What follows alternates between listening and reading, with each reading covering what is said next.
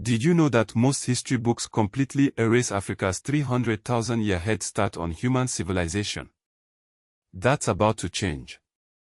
In her groundbreaking new book, An African History of Africa, Sudanese-British journalist Zeinab Badawi rewrites the narrative from an insider's perspective. This isn't just another history book, it's a 300,000-year journey that begins where humanity itself began, in Eastern Africa.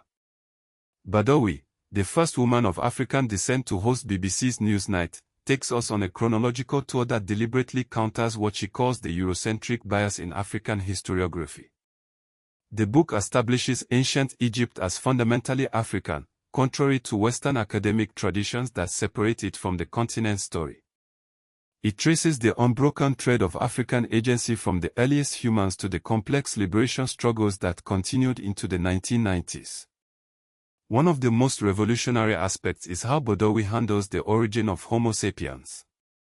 She anchors this not vaguely in Africa but specifically in Eastern Africa, emphasizing the continent as humanity's cradle.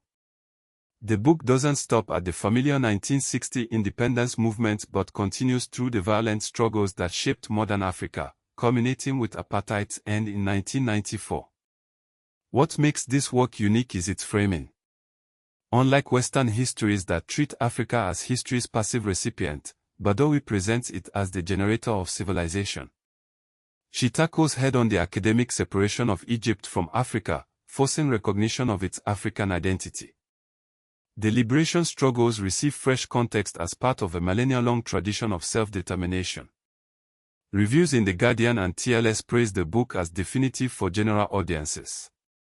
Its timing couldn't be better, as modern Africans seek unfiltered narratives about their past. By ending with apartheid's fall, Badawi connects ancient history directly to contemporary geopolitics.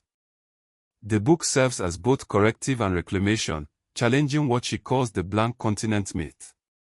Controversies aren't avoided. Badawi confronts Western historiography's tendency to categorize Egypt as Near Eastern rather than African. She exposes how liberation movements after 1960 involved complex, often violent transitions rarely discussed in mainstream histories. This is history that matters today, providing context for migration patterns, resource conflicts, and Pan-African identity. In an era of cultural reckoning, Badawi gives Africans what colonial education denied them: their own story, told by one of their own.